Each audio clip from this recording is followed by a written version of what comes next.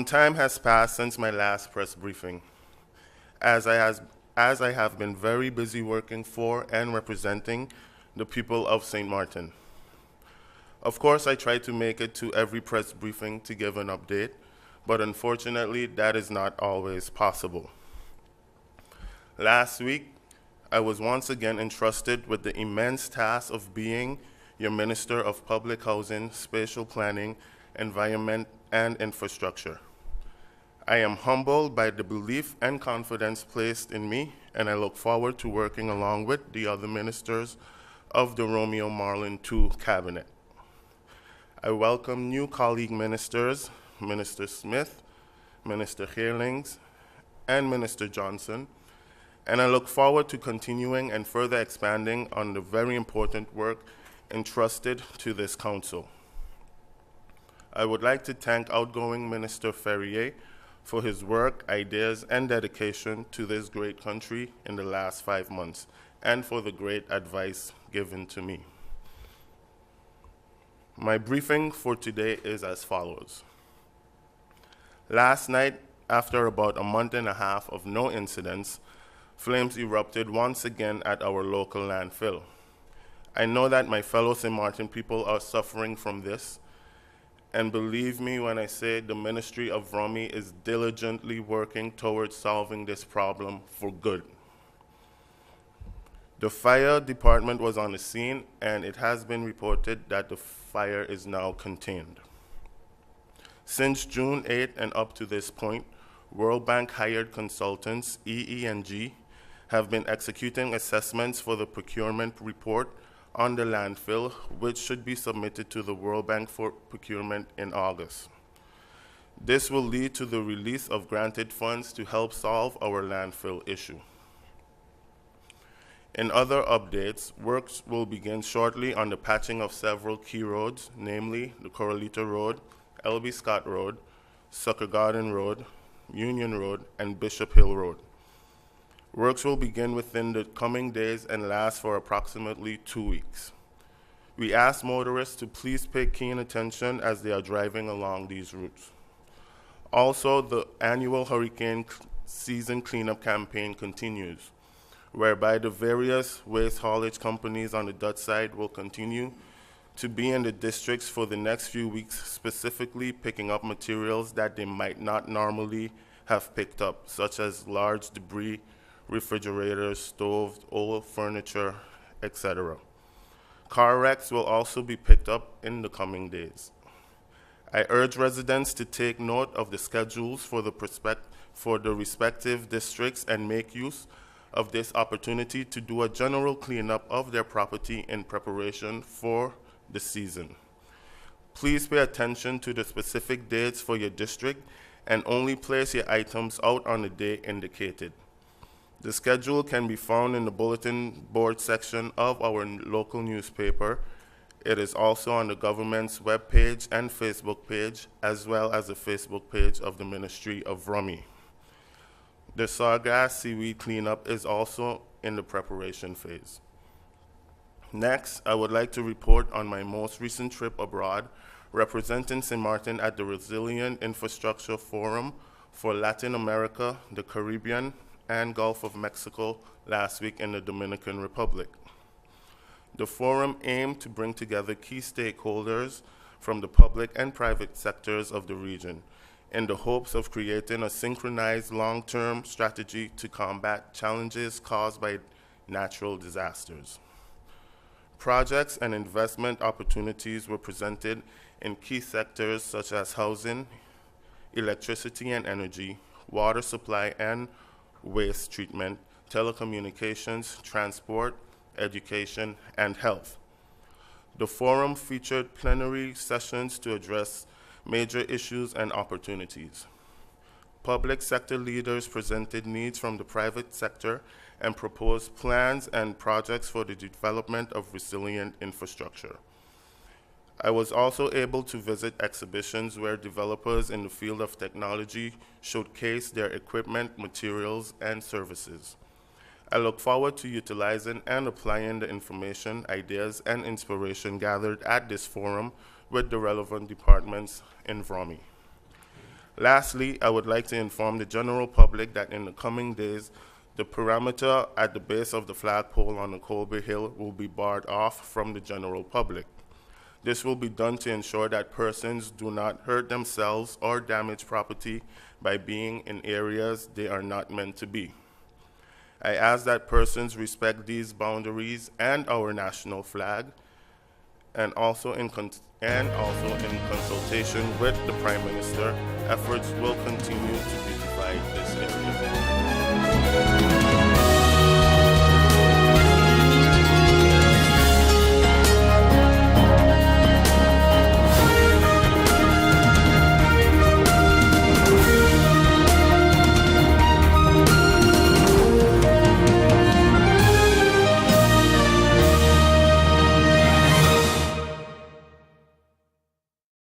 GEBE has been faithfully serving the communities of St. Martin, powering your home and our economy. Come rain or shine, our qualified team of professionals are working hard 24 hours a day to provide you and your family with safe, reliable electricity and water. We use the latest technologies and test our products daily to maintain the highest international standards.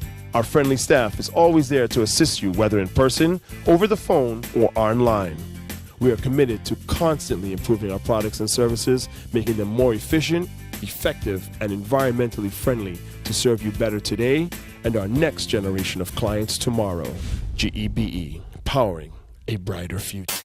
Our friend Megawati is here with tips to save you energy. 1. Turn your airco temperature up. 2. Use a ceiling fan instead. 3. Buy energy-saving products. Save some green with NVGEBE.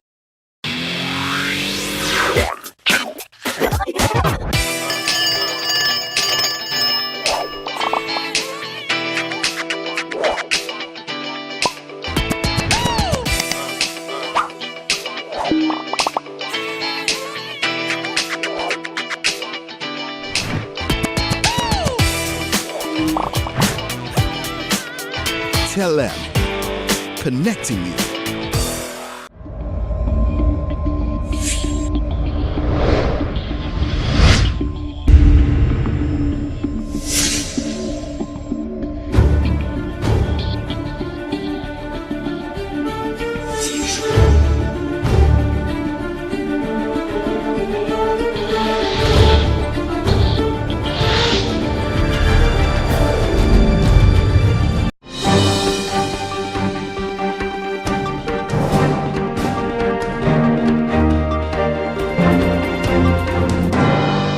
This morning, as Minister in charge of TIAT, I would like to make it very clear that for the Ministry of TIAT, I'm suspending all travel at this time unless vital for the economy and the ministry itself.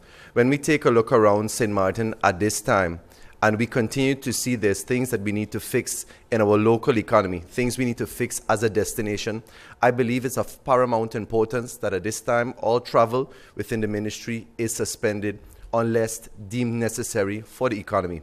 I want us also to realize that it cannot be business as usual. It's not business as usual. When we look at our tourism product and the redevelopment of it, it continues to be a focus of the ministry as I sit with the tourist office and others to have introductory meetings to discuss the redevelopment of our tourism product, to continue to reach out to stakeholders that they understand that on St. Martin that we are continuing to redevelop our tourism product, to ensure that there is hospitality as soon as persons arrive at the airport, to ensure that businesses and restaurants have service-oriented staff, that we continue to maintain a high level of quality, and that we continue to remember that St. Martin truly was the friendly island. This week, I also have planned a series of introductory meetings as well as meetings with different stakeholders, both large and small-scale hotels. That is, again, part of the tourism product development. I look forward to those sessions going well. Thus far, I've met with the Oyster Bay Resort and DV Resort. I have also planned for this week is the Maho Group, as well as being able to meet with the airport and harbor respectively. In addition to that, in the past week, as all know, I have met with the St. Martin Carnival Development Foundation. Rooted into the governing program of this coalition is the 50th celebration of Carnival. So that again is in line with the governing program. And of course, I look forward to the entire ministry, the entire public of St. Martin, understanding that at this time, For the Ministry of TIAT, it is not going to be business as usual, and the reason for suspending travel at this time is because we really have to address our local issues. I intend to meet with the Nature Foundation to address the sawgrassism that is affecting our island, to get not only a full understanding of what we can do as a nation to address the problem, but more so to ensure that the Nature Foundation, in collaboration with this ministry, understands that a partnership is of vital importance. So we'll continue to ensure that we have that strong connection going forward.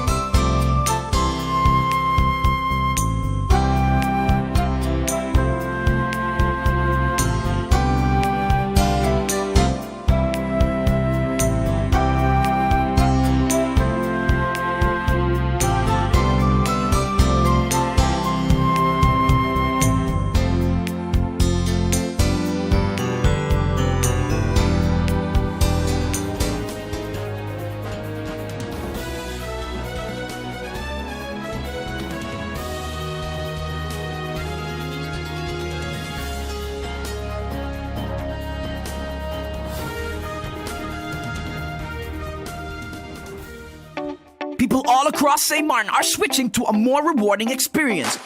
The WIB MasterCard Fun Miles credit card, better known as My Card. Earn 1 Fun Mile for every $2 spent, even abroad and online. This will quickly get you a ton of Fun Miles to redeem for travel, shopping, food, fuel, and much more. But there's more to My Card. Worldwide acceptance, an EMV chip for extra security, and 250 free Fun Miles with first use. Switch to My Card today at WIB. Fun miles from within your reach.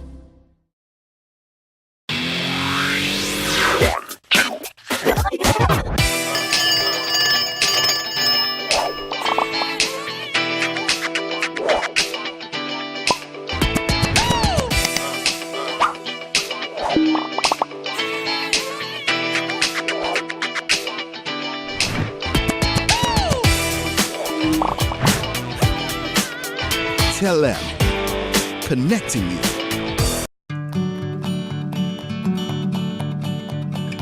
It's been said that behind every door, possibility awaits.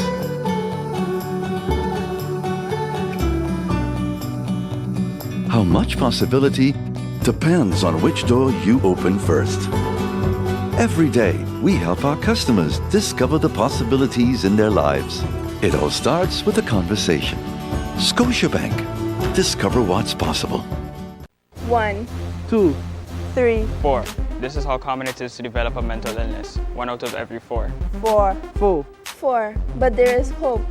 Today, most mental illnesses can be managed and treated. Visit your general doctor if you feel concerned about your thoughts and behaviors or have some difficulty dealing with some of life's issues. If you have been diagnosed and are suffering from a mental illness, keep in mind these 4 points to help you manage your mental health. 1. Get regular checkups with your general doctor. 2. Stay on your treatment plan to prevent relapses. 3. Find a strong support group in your family and friends. And 4. Never be afraid to ask for help and look out for the warning signs of your illness. Remember, you are not alone.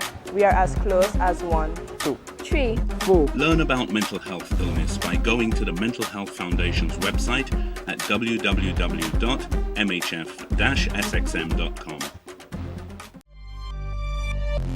Hi, what's up, St. Martin? My name is Rene Leverett, and I play baseball. And I have represented St. Martin in numerous international tournaments and professionally around the world. Sports matters to me because it reveals and develops character. So I challenge the business community to step up for sports and help us rebuild and repair our facilities. I also ask the community to nominate local businesses in your area to take the challenge and step up for sports. Because hashtag sports matters, hashtag are you in?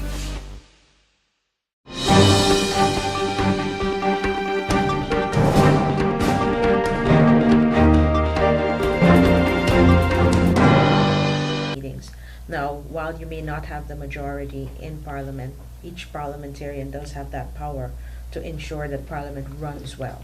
what is your option, or what do you intend to do to ensure that the people's business, which includes your meeting requests, are taken seriously and that those meetings are held? Well, definitely improving public perception of Parliament is one of them, and that's why we opted for this instead of just sending out a written release.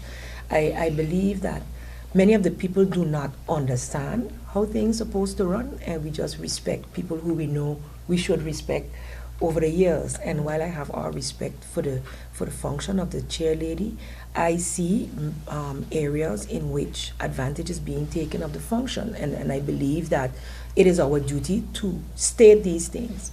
And then when you're cut off, when you're being told there is no second round, when you're being told, well, I believe we've exhausted all discussion on this topic, when a central committee can continue to have discussion on a topic until the members of Parliament are have exhausted it, and we in no way were just dragging a meeting for dragging its sake. I remember sitting as a minister, literally through 180 questions on a regular basis. But my thing is, and I'm not seeing that that same respect is being given to Parliament now. So it depends on who sits, you get that respect. So what is the for us, option it now? is to publicly bring out what is happening, because a lot is said when the camera isn't rolling. Sometimes our coalition members, our opposition members, make a statement that the coalition members agree with, but they don't agree with it publicly.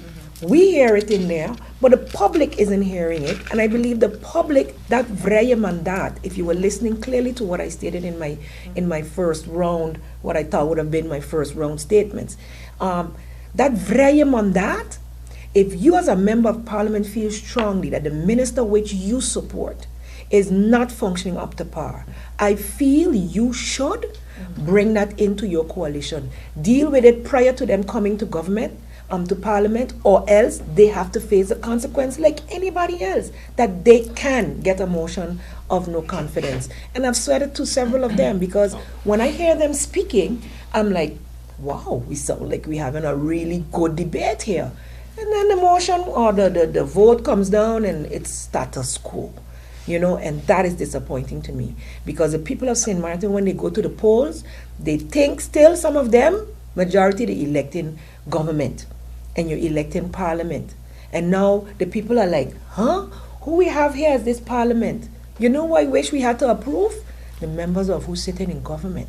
Because then we could have a discussion on credentials. Then we could have a discussion on who's really qualified for the functions that have been they've been appointed to. Because really and truly, I am very, very concerned. I am very concerned, and it is my duty as a member of this Parliament and representative of the people to highlight the good, the bad, and the ugly that goes on here in Parliament. I would like to add to Alita's question. I believe in viewing the last few meetings, especially the meetings since April 2nd. I believe there's an imbalance in the rules of order and the imbalance of power in the rules of order between the chair and the other 14 MPs. I've actually discussed this with at least 2 legal minds, and they tend to agree with me. And I plan to request that the Council of Advice and Avis actually looks into certain articles in the rules of order and get their opinion, their legal opinion, on the imbalance of the rules of order. And for example, even though it was, there's a discussion how it was used, but the fact that Parliament could send home government and government could send home Parliament in essence. There's a balance of power. No matter how it was abused or not abused, there's a certain balance of power. But when you have that the chair decides, okay, in her opinion, we've exhausted the amount of time on this topic, which is fine. It's her opinion, she's a chair. I still believe there should be at least some type of mechanism that the other MPs have a say at that point in time, even if at least an MP says, I tried that, and I tried to say, let's have a vote on it, and she said, no, there's no vote on this. It's her prerogative. I could go back to the meeting so you guys could get the official statement that she said. It's her opinion and prerogative that we have exhausted the amount of time. I would have loved to see that if I said no, and 2 other MPs second me, that I get at least, let's say, another minute or 2 more questions in. There should be some type of way that you could counter a statement, ad hoc decision. a decision like that. And one person should not. We are re-elected. We are all in there equal on equal basis. Yes, you're the chair, but we all are supposed to be on an equal basis. So in my opinion, and reading through the rules of order the last month and speaking to legal minds, there is an imbalance of power, and I'm pretty sure that the Council of Advice would agree. So we will look into dealing with this. Another way I realize is that, and that's why I believe that I can not having constant press releases and constant meetings, because I do realize the power of the media and power of social media. When stuff comes out to the public, a lot of time government and parliament reacts to not what we say in parliament, but what was said in the media. So I believe also a press conference like this, more press releases informing the public, I think is another way of countering this. The more that we could, I believe in education, so the more that we can educate our public, our electorate, on what's going on in Parliament, let them really understand what's going on, you reduce the fear, and you bring more educated decision making on both sides. Thank you. Let me ask you a question off the bat. Are you bitter? Me? Yeah. Bitter? No. Bitter? Bitter, yeah. No. Definitely not. We accept that everyone has a role to play. And I am not for the status quo. And I know some of, sitting MPs might be like, nah, they don't agree. And that's why I say the free mandate also applies to me. Yeah? The free mandate also applies to me. Listen, as far as how the meetings were held, 2 on Friday and the 3rd today, the chair could have continued the meeting whether we had come, yes or no. So our coming was not to stop the process, was not to block MPs from coming in. It is to make sure that the public is educated and they don't get a one-sided story as to what actually went down. That they can balance the 2 stories and decide for themselves, go into the rules of order themselves, read your reporting and decide for themselves, what was really the case here. And it was clear to me that the short notice for each of those meetings played a large role in our MPs not being there, and the urgency going into the break definitely played a role as well with myself. And honestly, there's no reason to be bitter. Exactly. Elections is over. We are elected, and all we have to do now is our job. My job is partly to keep government in check and do my job in Parliament. So there's no reason to be bitter. And if you look at, let me speak for myself then, if you look at my track record since, or even look at the attendance, let's look at the Parliament's report is coming to September. Look at the attendance of the MPs and look at the meetings that were held and who called the meetings and if they were there for their own meetings. So it becomes more of a game to me almost that, we call the meetings for calling meetings' sake, but I'm not showing up to my own meetings. Just the other week we had a meeting, last week we had a meeting with VSR. The Minister Lee was here, and we didn't call a meeting, they called a meeting, but no one said anything. Not one of those who called the meeting said a word in the meeting. And that's why I said the more that the public is knowledgeable of these things, the better decisions they can make. I would like in 4 years from now that the voting population makes decisions better based choices. on, better is subjective, right. But Educated. based on, make educated choices. You can say, look, this is the person I voted for, I didn't vote for, but they didn't show up to any meeting that I thought was important.